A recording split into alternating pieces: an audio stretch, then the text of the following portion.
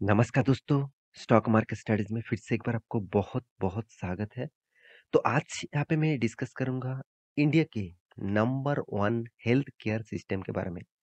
तो इंडिया के number 1 health care industries से जितने सारे कंपनीज़ हैं, उनमें से आप देखेंगे तो जैसे एपोलो हॉस्पिटल हो गया, जैसे मैक्स हेल्थ केयर हो गया, जैसे फोर्टिस हेल्थ केयर हो गया। तो इस तरीके से बहुत सारे कंपनीज़ हैं। तो उनमें से जो नंबर 1 पोज़ीशन में है, वो है एपोलो हॉस्पिटल। तो आज मैं एपोलो हॉस्पिटल के बारे में बात करूँगा क्योंकि आप सभी जानते हैं इस साल मतलब 2022 में ही कंपनी निफ्टी 50 के अंदर खुद के नाम दाखिल करा चुके हैं। देखिए निफ्टी 50 में कोई भी स्टॉक आना इतना आसान नहीं है क्योंकि निफ्टी 50 इंडिया के एक इंडाइसिस है और इस इंडाइसिस ही बताता है कि देश का इकोनॉमिक सिस्टम किस तरीके से चल रहा है। तो उसके अंदर खुद के नाम दाखिल कराना इतना संभव मतलब इतना ईज़ी नहीं है। तो उसके लिए बहुत मेहनत करना पड़ता है, बहुत एफर्ट देना पड़ता है। तो मैं आज जिसके बारे में बात करूँगा, वो बहुत एफर्टेबल कंपनी है, मतलब बहुत एफर्ट देने वाला कंपनी है और इसका जो मैनेजमेंट टीम है, मुझे बहुत ख़ास और स्ट्रॉन्ग लगते हैं। क्यों स्ट्रॉन्ग लगते हैं? चलो मैं पूरा डिटेल्स आपके साथ शेयर करूँगा, तभी आपको पता चलेगा। साथ ही साथ कंपनी ने पिछले दिनों में क्वार्टरली रिजल्ट भी पब्लिश किया, तो उसका एक नज़रिया, एक झलक भी आपको मैं दिखाऊँगा।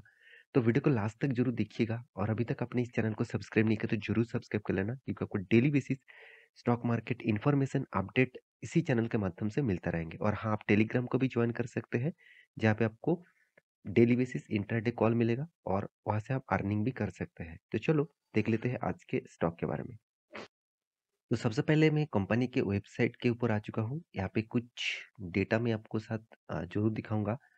देखिए कंपनी का जो एक्चुअली जो चेयरमैन है, आप देख सकते हैं डॉक्टर प्रताप सी रेड्डी। तो उन्होंने जिस तरीके से इस कंपनी को आगे सामने लेके आए और आप सभी जानते हैं बहुत सारे मतलब एपोलो हॉस्पिटल के साथ-साथ कितने सारे एपोलो के स्टोर्स भी आपको देखने को मिलेगा, कितने सारे एपोलोज़ आपको फार्मास्यूटिकल स्टोर्स भी दिखेगा।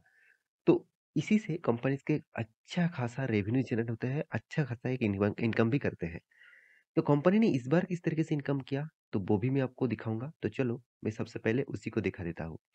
तो देखिए यहाँ पे जो डेटा है, वो लाखों में दिया गया है और 30 सितंबर खत्म होने के बाद मतलब क्वार्टर 2 खत्म होने के बाद रिज़ल्ट पब्लिश किया गया। तो रिज़ल्ट किस तरीके से है? देखिए फर्स्ट जो कॉलम है, यहाँ पे इस बार का क्वार्टर 2 का रिज़ल्ट, सेकंड जो कॉलम है, वो क्वार्टर 1 का रिज़ल्ट, थर्ड जो कॉलम है, वो क्वार्टर 2 पिछले साल का रिज़ल्ट। तो ओवरऑल बात करूँ टोटल इनकम के, तो टोटल इनकम के बारे में डिस्कस करूँ तो करीबन 4,27,364। ऑब्वियसली यहाँ पे जो इनकम हुआ वो बहुत अच्छी तरीके से देखने को मिला। पिछले बार कितना था? 3,81,166। पिछले सालों में कितना था? 3,72,270। इसका मतलब इस बार कंपनी का जो इनकम हुआ 4,273 करोड़ का। पिछली बार कितना था? 3,811 करोड़ का। पिछले सालों में था 3,722 करोड़ का। तो इनकम के मामले में देखा जाए तो company year of year basis अच्छा खासा इनकम को ग्रोथ किया। देखिए इनकम अच्छा हुआ इसका मतलब ये नहीं कि कंपनी एक अच्छा खासा प्रॉफिट भी कमा के देंगे। तो ऐसे बिल्कुल भी नहीं हो सकता क्योंकि एक्सपेंस भी देखना चाहिए, उसके बाद टैक्सेस भी देखना चाहिए। तो चलो वो भी दिखा देता हूँ।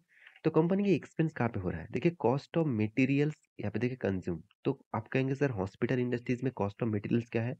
देखिए हॉस्पिटल इंडस्ट्रीज में कॉस्ट ऑफ मटेरियल्स लगते हैं क्योंकि बहुत सारे इक्विपमेंट्स खरीदना पड़ता है। तो इसीलिए कंपनी का कॉस्ट भी आ जाता है। तो कॉस्ट इस बार बहुत कम हुआ पिछले सालों के तुलना से।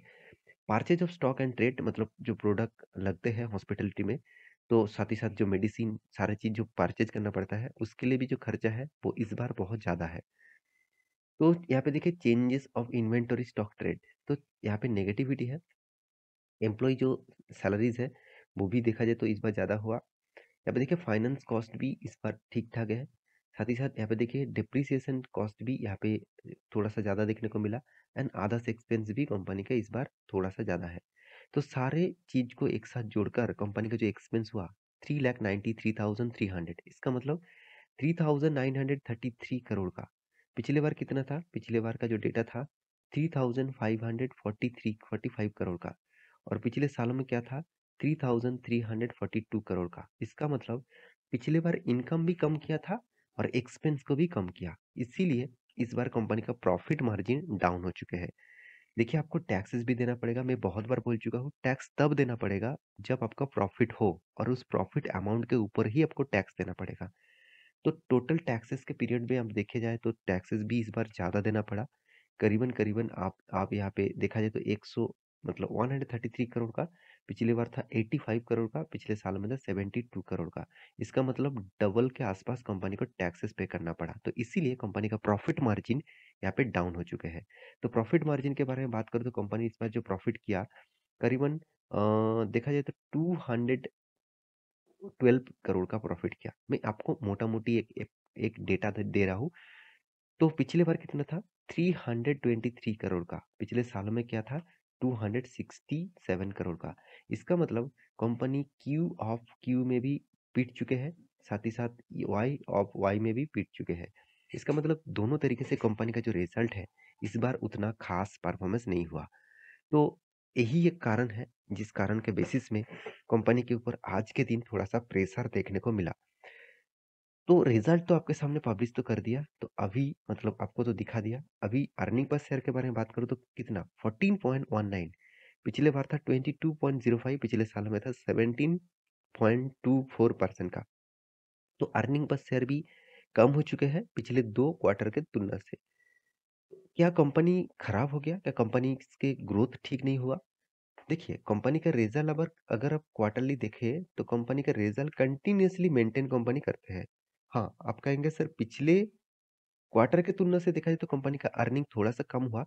इसका मतलब ये नहीं कि कंपनी खराब हो गया, क्योंकि इसका परफॉर्मेंस प्रीवियस डेटा के हिसाब से देखा जाए, कंपनी लगातार खुद का इनकम को ग्रोथ कर रहा है। ऐसे नहीं कि कोविड के सिचुएशन में बहुत तगड़ा परफॉर्मेंस हुआ, उससे पहले नहीं हुआ था, ऐसे बिल्कुल भी नहीं। कंपनी कंटिन्यूअसली खुद को ग्रोइंग मोड में लेके जा रहा है। कंपनी का नेट प्रॉफिट के बारे में बात करूँ तो देखिए, पहले जो प्रॉफिट करते थे, उसको सारे रिकॉर्ड को तोड़ दिया इस बार ने। इस सालों में सारे रिकॉर्ड तोड़ दिया। पहले तो 500 करोड़ तक भी पहुँच नहीं पाए थे, और यहाँ पे 1000 करोड़ भी 1100 करोड़ पहुँच चुके हैं। तो सोचिए कितना बड़ा जंप दिखाया, डबल से भी ज़्यादा। तो कंपनी का डेप्थ के बारे में बात करूँ, तो मुझे इस कंपनी के सबसे जो खासियत लगते हैं, कंपनी का पहले 1% से भी ज़्यादा डेप्थ था। आज 0.47% का डेप्थ है। इसका मतलब कंपनी का जो डेप्थ है, वो धीरे-धीरे करके एकदम ना के बराबर डेप्थ लेके आए हैं। तो एक सबसे बड़ा खासियत है, मगर कुछ पॉइंट्स वीकनेस भी है। वीकनेस पॉइंट मैं आपको दिखा देता हूँ। सबसे पहले देखिए प्रोमोटर का होल्डिंग। प्रोमोटर का जो होल्डिंग था कितना 29.82%। उनमें से प्रोमोटर पहले 22% का होल्डिंग प्लेजिंग रखे थे। आज वो डेटा आपके साथ दिखा दूं, तो आज होल्डिंग कितना थे, आज होल्डिंग कितना है 29.33%। उनमें से 16% के आसपास प्लेजिंग है। इसका मतलब प्लेजिंग धीरे धीरे कम हो रहा है। ये सबसे बड़ी बात है, क्योंकि देखिए प्लेजिंग जितना जल्द से जल्द आप क्लियर करेंगे, उतना ही आपके कंपनी के लिए बेहतर होगा। मान के चलिए आज कंपनी का प्रॉफिट हो रहा है, कल नहीं हुआ, तो आपने जो बैंक के पास जो जो मतलब आपका शेयर गिरवी रखे हैं, गिरवी रख के पैसा उठाया है, वो अगर टाइम टू टाइम अगर पेमेंट आप नहीं करेंगे, तो वो प्लेजिंग आपके हाथ से चला जाएगा, वो शेयर होल्डिंग आपके हाथ से चला जाएगा। तो इसलिए कंपनी के ऊपर बहुत बड़ा खतरा बन सकते हैं प्लेजिंग के मामले में। तो फिर भी चलो कोई बात नहीं, प्लेजिंग थोड़ा-सा यहाँ पे देखने को मिला। तो यहाँ पे मैं प्लेजिंग के परसेंटेज में आपको दिखा देता हूँ। हाँ, आप देखेंगे तो यहाँ पे देखिए प्रोमोटर कितना 16% का प्लेजिंग रखा है, 29% होल्डिंग में। तो यहाँ पे कंपनीज़ के देखिए एफआईएस सबसे ज़्यादा माल प्रोमोटर के बाद एफआईएस ने उठा के रखा। डीएस के पास भी होल्डिंग है 15% का, पब्लिक के पास भी होल्डिंग है करीबन 6% के आसपास। तो देखिए अच्छे कंपनी के ऊपर हमेशा अच्छे इंस्टीट्यूशन बने रहते हैं। तो इसीलिए प्रोमोटर के बाद एफआईएस और डीएस ने ही सबसे ज़्यादा माल उठा के रखा। तो इस डेटा को आप ध्यान से देखिएगा, क्योंकि पहले भी एफआईएस के पास माल था जितना, आज भी उतना ही माल है। डीएस के पास भी जितना था, आज भी उतना ही है। तो सोचने वाला बात है यही है कि कंपनी जब अच्छा हो, तब उसके ऊपर हमेशा कोई अच्छी कंपनी रहना चाहते ही है। तो कंपनीज़ के मैं एक पॉइंट सिर्फ आपको शेयर करूँगा, कंपनी का कैश फ्लो भी ठीक-ठाक है, और साथ ही साथ कंपनी का जो प्रॉफ़िट एंड लॉस है, उसके बारे में बात करूँ तो कंपनी आपको तगड़ा रिटर्न भी दे चुके हैं। हाँ, कुछ दिनों के चार्ट पैटर्न देखा जाए तो कुछ छोटा-मोटा करेक्शन देखने को मिला। यहाँ पे मैं आपको एक ट्रेंड लाइन ड्रॉ करके दिया 5200 के आसपास। इस ट्रेंड को अगर ब्रेक करता है, और यहाँ पे जो हाई लेवल है करीबन 6000 क्या आस-पास अगर इस लेवल को ब्रेक करते हैं, तो ये फिर से एक नया मोमेंटम देखने को मिलेगा। इस तरीके से रैली फिर से एक बार देखने को मिल सकता है। तो आशा करता हूँ सारी जानकारी आपको मिल चुका है। मेरे वीडियो कैसा लगा ज़रूर कमेंट करना। इसी तरीके से वीडियो पाने के लिए चैनल को सब्सक्राइब भी करना। मिलते हैं नेक्स्ट नया एक स्टॉक लेके, तब तक के लिए अच्छे से रहिए, अपना ख्याल रखिए। Bye bye.